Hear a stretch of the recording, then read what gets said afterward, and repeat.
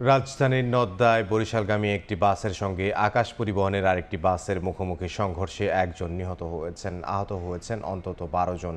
এদের মধ্যে কয়েকজনের অবস্থা আশঙ্কাজনক।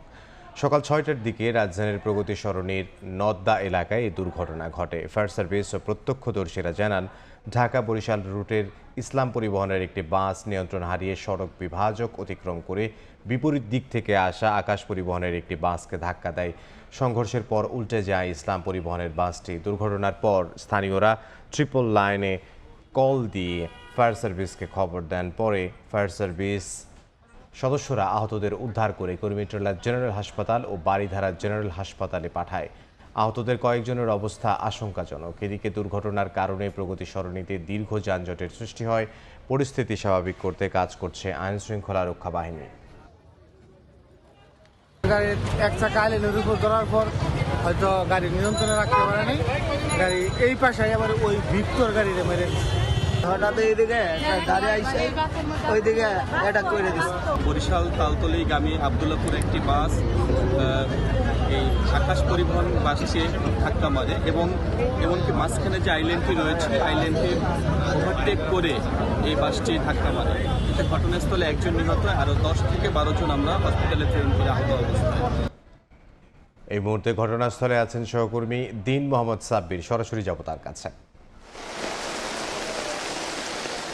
রাজধানীর প্রগতি সরণির এই স্থানটিতেই আজ ভোর 6:30টার দিকে দুই বাস সংঘর্ষের ঘটনা ঘটেছে এবং সেই ঘটনায় এখন পর্যন্ত আমরা একজন নিহত হয়েছে বলে নিশ্চিত হয়েছি।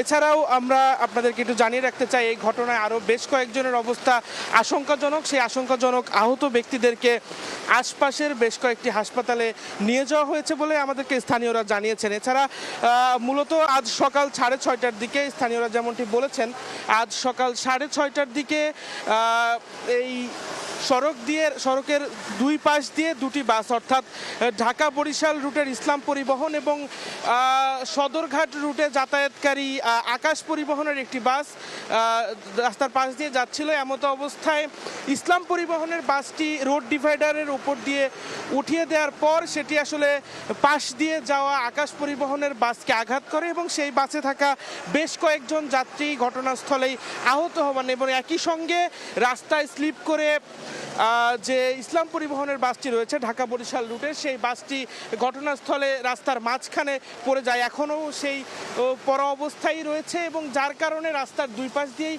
যান চলাচলে খানিকটা ধীরগতি দেখা দিয়েছে। আমরা দেখেছি যে দুই পাশ দিয়ে যে যাতায়াতকারী বাসগুলো রয়েছে সেই বাস এবং বিভিন্ন গণপরিবহন চলাচলে বেশ ভোগান্তির সৃষ্টি হয়েছে। এছাড়াও আপনাদের আরও একটু জানিয়ে রাখতে চাই যে দুর্ঘটনা কবলিত যে দুটি বাস রয়েছে সেই দুটি বাসের মধ্যে একটি, অর্থাৎ আকাশ পরিবহনের যে বাস রয়েছে যেটি সদরঘাট রুটে যাতায়াত করে, সেই বাসটিকে পুলিশ কিছুক্ষণ আগে হেফাজতে নিয়েছে।